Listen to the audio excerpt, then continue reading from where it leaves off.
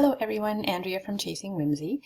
Now that I have released my finishing series, which is available at catchthewhimsy.com, the finishing series goes over all of the final touches that I do on my images that really bring that whimsical, dreamy look to them. There's blurs and hazes and working with different kinds of light and sparkles and mist and clouds and all that sort of magical things that can really just bring your images to a new level.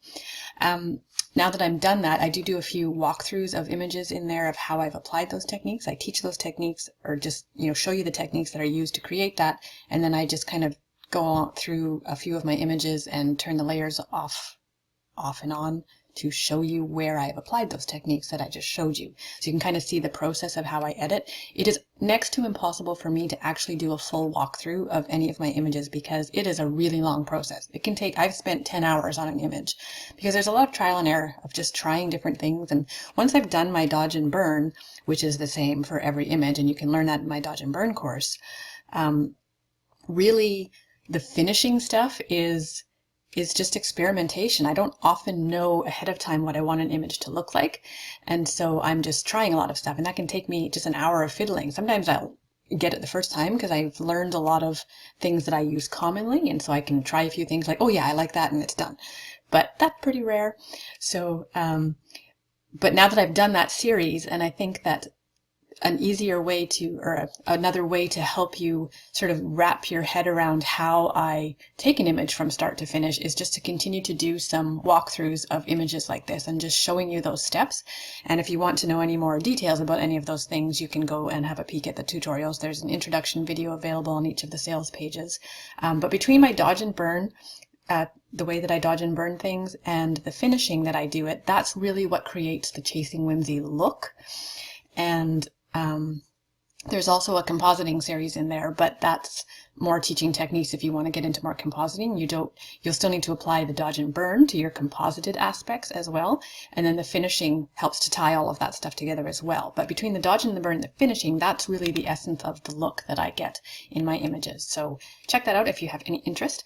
And I think that I'm going to maybe monthly or bi-monthly do a walkthrough like this for you, where I'm turning those things on and off so you can sort of see the process, kind of understand where I go with an image. I know it's frustrating when you're watching an image, someone do a walkthrough like that, where they're just showing, I did this, then I did this, then I did this, and you're like, wow, that made it look so easy. And it's not necessarily, wasn't that easy. You're just seeing the final result. I may have tried 50 things in between those two steps that didn't work, that I didn't like. So it's still giving you an idea of what I ended up doing and how I did it. So I will talk about that. And again, if you want more details, you can visit Catch the Whimsy for more detailed tutorials. So let's get into this. So for this first one that I'm going to be starting doing walkthroughs for you guys, I've actually chosen an older image. This was actually a couple of years ago, and my editing has changed a little bit since then. I'm doing more with the dodge and burn and smudge painting and things like that, which is giving an even more painted look, but this is still one of my favorite images that I've ever done. So I wanted to walk through this one and just show you, and you'll get some idea of that. Again, I'm not going to actually do any of these things. I'm just going to show you what I did, and if you want more information, you can check out the courses. With this one, this was the original image. This is out of camera. This is how it was. I think the only thing I do usually is, or with this one, is just a little bit of unsharp mask to just make sure that it's as sharp as can be. I was still using continuous lighting when I did this. I didn't yet have flashes, so I often had color casts and things like that to correct, and it wasn't quite as clear because I had to have my shutter slower. For that. So that has improved since I've started using flashes. The one thing I just want to point out, this redheaded girl, she had amazing red hair, but she had really, really soft eyelashes, which a lot of redheads tend to do. So they were very, very pale. So as I was editing this, it was trying to not make her look overly made up. I do enhance the lashes a little bit, but I did less on this one than I would do with normal or with darker eyelashes. Because I wanted to make sure it stayed more true to who she was. And so I just wanted to point that out as I did it. So the initial step that I always do is my dodge and burn. So I'm just going to turn on, after all the dodge and burn and color corrections and all those sort of things, this is where the image is. And this is what you learn in my dodge and burn course.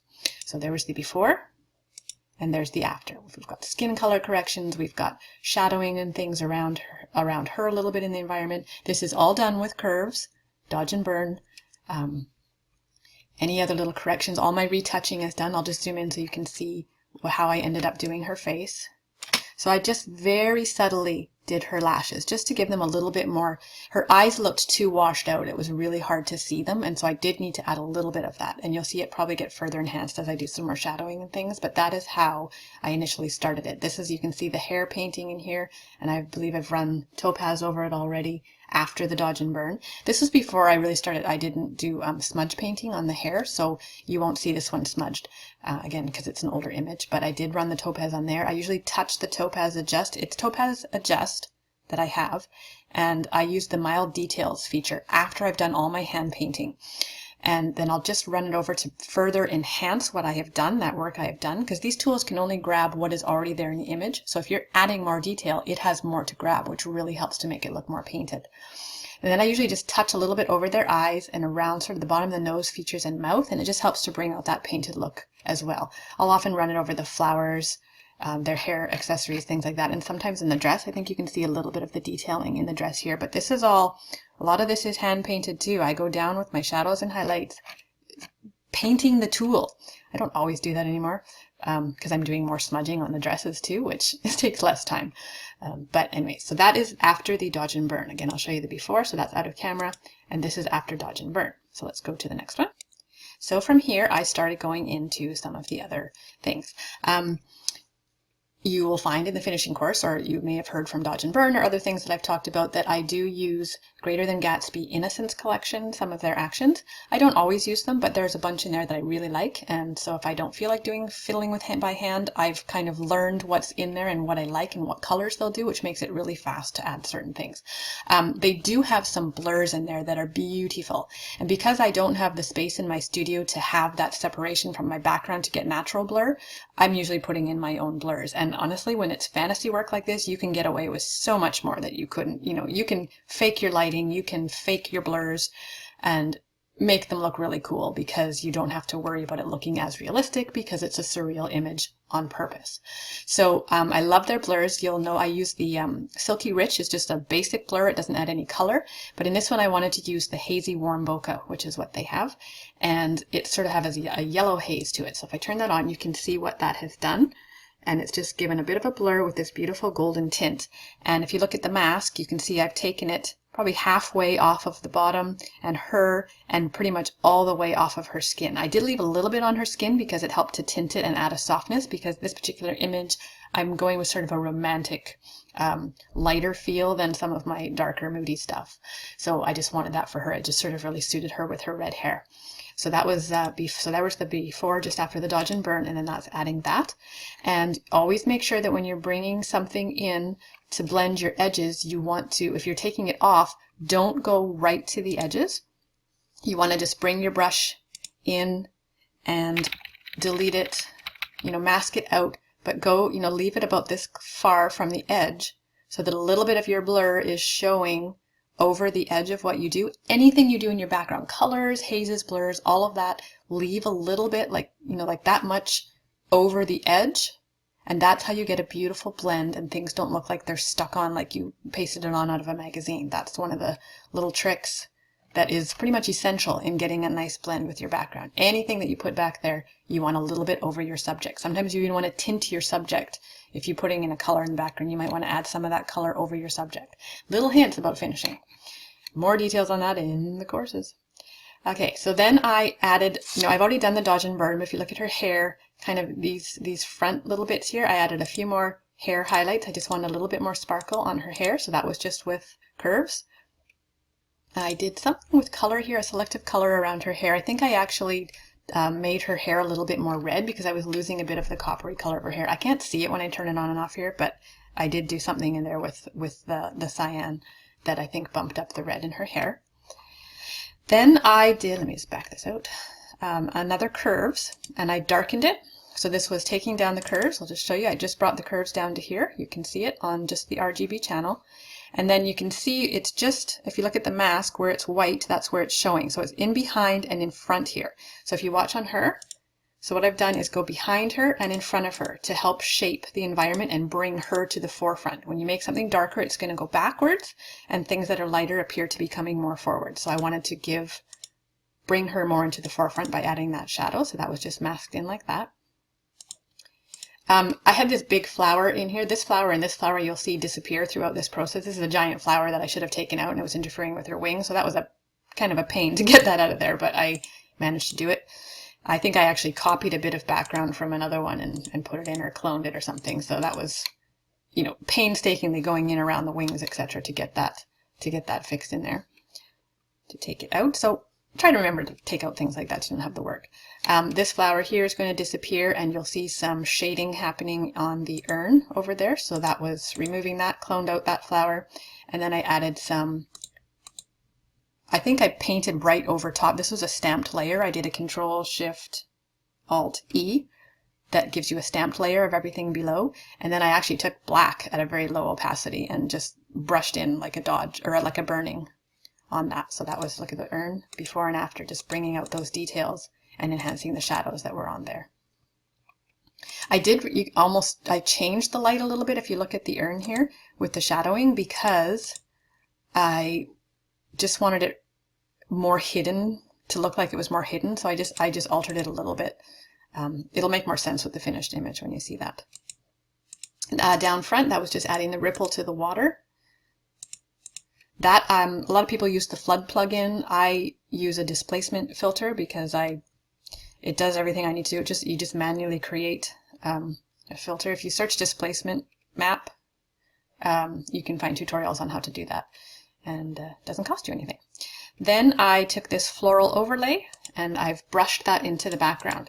So that is at 24% opacity. If I turn that up, so this is the floral overlay, and you can see where I've masked it off kind of along the bottom and around over her. And then I had this down at 24% because I just wanted a very soft, just to add some interest sort of into the background and create more of that romantic feel as well. So there was before, and that is after that. Huge difference in just how that looks with that little bit of floral overlay. And then I added in my sunbeams. You'll see how I do those on finishing. I always do 2 layers. The first one, I blur it so it's almost just like a glow, and then I do mask it off anywhere that it wouldn't be falling. If it's coming like this, it's hitting this side of her. So anything on this side of her should technically be in shadow. So you just turn them, when you apply them, just turn them on and off and have a look at where it's falling and hitting, and then erase appropriately in the shadow areas where that light would not be hitting. So I do the first one as a blur like that, so the rays are less distinct, and then I'll do a soft layer, this is at 51%, with the actual beams showing. And most people do these too small, and I like them nice and big and broad. And if you can't see where it would be coming from, it shouldn't have a very narrow source up here. This is like as if the light is coming from way up higher, and because there's nothing here like trees that it would be shining through or anything that would narrow that beam. So I just make it look higher, and that's more realistic for how it would be. Realistic in a surreal sort of way, right? Then we went to more curves. Okay, look on her wings. I was just adding more highlight on her wings because those beams are coming down. Anywhere that was sort of a high point on her wings that these beams were hitting, I added a little bit more highlight. So there that is again, just to make them stand out. This one was really not obvious back there, and so I wanted that to stand out a little bit more. So that little bit of highlighting really helped that. I then did another floral layer, that same floral, just darker, and I just brushed it. You can see here, it's just a tiny bit in the corner and here, just to add a little bit more interest. Like it almost looks like there's trees behind her now. And so it's giving some more depth to the image with that. And that's at 100%, but I brushed it in at a lower opacity, so the brush was lower. I added some little butterflies in the beams there, you can see, and they are each individually dodged and burned as well for that light that's hitting them. All these little details. This is one of my signature things that I do, is adding these flowers. This is a wall of clematis, and I've just brushed. I brush them in usually along the edges of my rocks, etc., and then I went at a lower opacity and just kind of swirled them up in here, getting lower and lower in my opacity. Just watch all of them off and on, which again added more depth. I love having these in the foreground, and I usually change their color. They come in red like this, and I used selective color to change them to this more bluey color to give a contrasting color to the rest of the scene. I show, if you zoop through my YouTube channels or the YouTube videos here, I do show how I work with overlays, and I show how I do those. My fireflies, I always put in little fireflies. Those are done with lens flares. I believe there's a YouTube video showing that as well. Then we started doing some more darkening. So this was just an overall darkening. I brought my curves down just slightly in the center, and that's over the whole thing because I just wanted a little bit more depth over everything. I then ran Pastel Seashell, which is a round gradient from Gatsby, down in my lamp to start the glow in my lamp. I do lamp glows a little bit different than this now, but these are what I did. And then I copied it to make it a bit brighter. I added a new layer and just used the same brown color that was in there to go bigger. And that one is on screen mode. These seashells are also, they're also on the screen mode. In fact, you know what? I think I changed it. It says it was seashell, but I've actually changed it to a brown color. The seashell, when you bring it in, is kind of a yellowy gold, or very seashell corn. No, it's almost just white, and I've actually changed it. It looks like to be a different color, so you can make your own gradient. It's a circle gradient. And then I've added this one bigger, so this I would have made my brush larger, probably about like this, and just done one dot on screen mode.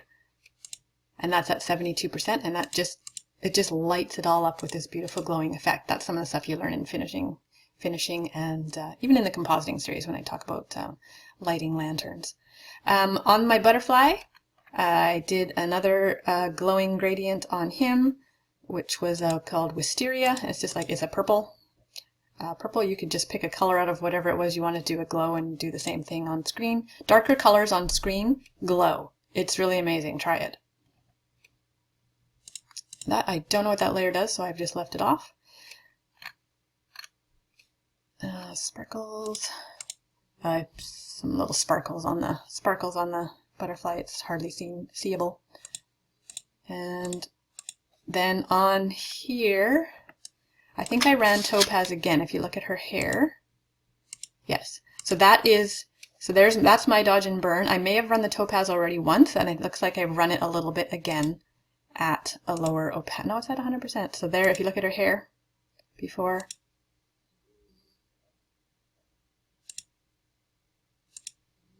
and after. There's the before. So you see how that brings out more of those details, that picking on what I have done in there, and it's just going to further bring it out for me, which is totally fun. I love how that just works beautifully. If I had gone on to smudge her hair, it would have been amazing. It looks really pretty the way it is because she had so many curls, but it would also look really awesome if it was smudged. So that is my second Photoshop file. I often have more than one Photoshop file for each image because I'll take the image to a certain point, stop, save it, and then duplicate and flatten to start my next. So I always have a hard stop point where I like it and where I know I can go back to, because once I start fiddling with finishing stuff like this, if it's going a direction I don't like, I like to just be able to go back to my dodge and burn and start over again without trying to find it or losing it in layers that you have to flatten, etc. So let's go to the next one. So from there, this could be finished right here. I went further because, you know, I do that. So let's just see what I did. One thing that I also always really love to run from the Greater Than Gatsby Innocence collection is they have some color bases in there, and they just do so much sort of finishing fine-tuning of like contrast and vignettes and spotlights and all the stuff that I would normally do by hand. They've built these in really cool in some of these that have they just have sort of different looks to them and how they create those different things. But one of the ones I love is the emotional color base, because it does this. Now, I say it does this. I do go in and I open it up and I will make adjustments and mask things off and change opacities and what I want to on every image. I'll run it and then I'll go in and adjust it for what I want, which you should always do with any action that you have. And well-made actions have all that kind of stuff built into them. There's lots of these. These are great. Chasing Lice has some great ones if you want to visit their website, and they're all built in to be fully customizable like that. So I ran that, and it just did a whole lot of the, you know, there's a mid-tone boost you can see in there on her skin, the vignette around it, the highlight that's on her, and then just this beautiful golden glow that's added some contrast, etc. into that. You could do all that by hand, but these are great. They're so much faster than having to fuss with all that by hand. And they really work well. So then I ran something called Caps for Sale, which is kind of a turquoisey blue haze. And because this was looking a little bit kind of goldy greeny kind of color, which is fine, but when I do this, it just brought a beautiful haze, and that's one that I like to use a lot too, the sort of a turquoisey haze. So that's Caps for Sale again. Then there's something called Amelia Bedelia, which if you just see the light glows that's in there, it's like adding a darker color on screen. Again, it does way more than that in there, but I just know that the color and the effect that looks, I don't have to sit there and fiddle with it and try to replicate it. I know that that one does this for me. So I've just dotted it. You can see I ran it, I turned it off, and I went dot, dot, dot. So there's a dot up here, there's a dot on the glow of my lantern, and there's a little bit of a dot here where I've just added those streams of light to help add with the magical glow. I then brought the curves down again, and you can see how I've shaped it around that beam that's really shining on her now. So I'm really bringing her into the foreground now and receding all of this back again. I then added a cloudy looking texture over top. This is how I do mist. If you get my finishing course, I actually made one of these for you guys that is included with the course. Or just find a texture of something. You can even do a cloud render, like a Photoshop cloud render, and just turn it down and mask it in where you want it, and you can get a similar sort of effect. But try textures and just turn them to different. I usually put it on hard light and just put it over top. Let me just turn off the mask.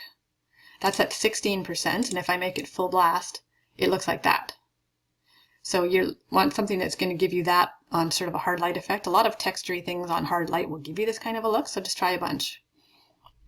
See what you can find. What did I have that on? 17? And let's turn them out. And I've masked it off her and up through the beams like this. So it's basically down, it's mostly down here where mist would be hovering down below, and a little bit up in here as well. Just adds another dreamy thing. I almost always do an overlay like that and create that mist. It's kind of a signature look as well. I've done, this was just a gradient that I did myself. I just did a adjustment layer gradient, and it's a circle or radial gradient with sort of a soft champagne sort of a color. And I've just done, it's just up here. That makes no sense from what this, oh yes it does. It was a dot that was just up here. I did put a mask on it because I wanted a little bit of it off of her. The dot was quite large. It was probably done, I probably did it sort of, grew it to be, you can just grow a gradient, right? Because it's a circle. So it was overlapping her a little bit, so I've masked it off again behind her hair and stuff where it would only be hitting probably on this side of her from the size of what that was. Let's turn these off. This was a little bit more, if you look along the bottom, all I did was some white with a white brush on a new layer. I very subtly at 4% done a little bit of haze along the bottom there. That's another thing that I'll do, is just a solid color. It might even be over the whole thing, but I can just barely see it on the bottom here where I've painted just a little bit down there. I don't know if you can see it. There's off and on. So just another dreamy, hazy way to kind of add some mist. I then ran what's called a federal vignette, which is again from Gatsby. It's basically dark blue around the edges, but you can see I've just done it top and bottom. I keep doing those sweeps here, right? This one and this one, because those are the ones I want to kind of push back and leave her in the foreground. So I repeat over the same areas with different looks, different colors. And there's my logo on the top. So that is the finished image on that one. I hope that gives you a little bit of insight as to that finishing process for that sort of a look.